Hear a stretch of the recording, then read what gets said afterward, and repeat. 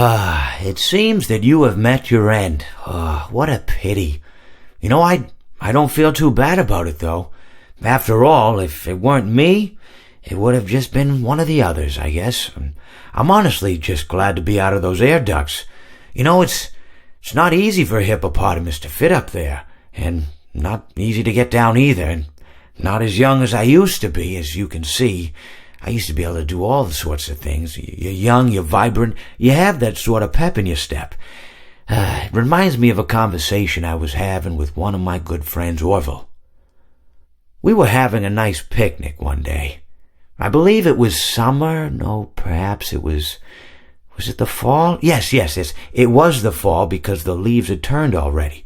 But I said to Orville, I says, Orville, I have a story to tell you. And Orville looked at me, kind of odd and said, what's it about?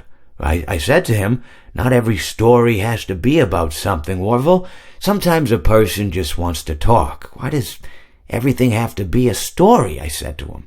He just looked at me and he said, well, you said you had a story, and he was quite right. I did, in fact. I told him I had a story. I suppose if a person just wants to talk, then it's best to not announce that you're telling a story.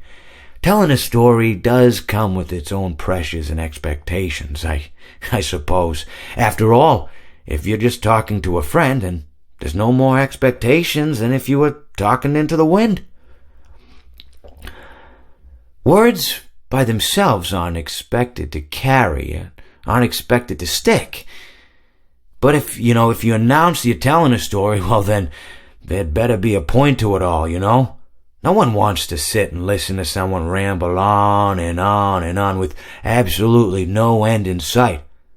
So, it's good to be mindful that when you tell someone that you're about to tell a story, that you have something to say.